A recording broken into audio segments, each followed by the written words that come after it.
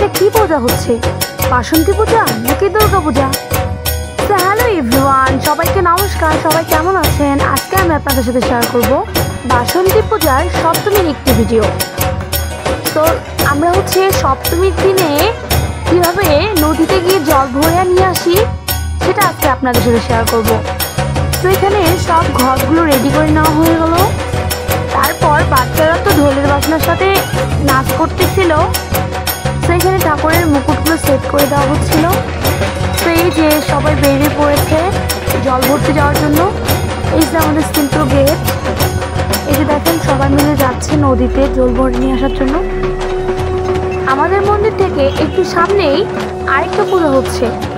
তো আমাদের পাশাপাশি দুইটা পূজা। তো দেখেন এখানে সবাই যাচ্ছিল নদীতে জল ভরে নিয়ে আসার জন্য। তো এখানে আমার বোনেরা শাড়ি পরছিল। এখন বরণ করে নেওয়া হচ্ছে।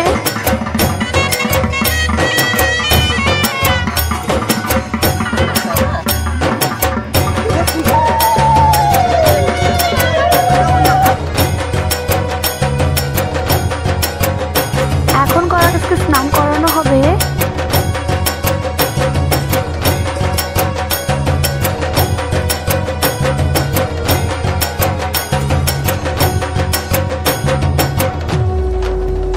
এখন শাড়ি পরিয়ে দিচ্ছিল।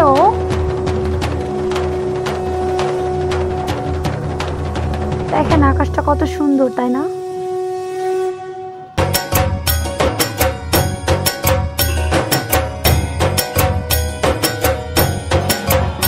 এখন নদী থেকে জল ভরে নিয়ে এসে সবাই চলে আসতেছিল মন্দিরে।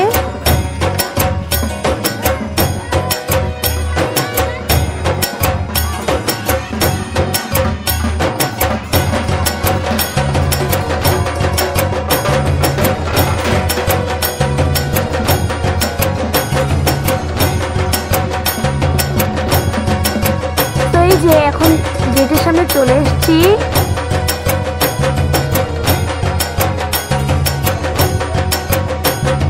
ডেকোরেশনটা কেমন হয়েছে কমেন্টে জানাবেন। তবে গেটটা সিম্পল করা হয়েছে।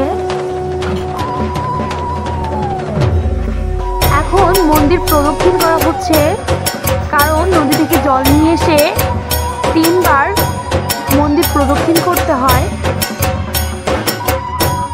জেলায় কিরকম নিয়ম আমি জানি না, কিন্তু আমাদের বাসন্তী পূজায় এটা নিয়ম। আমরা নদী থেকে জল নিয়ে এসে মন্দির 3 বার প্রদর্শন করি।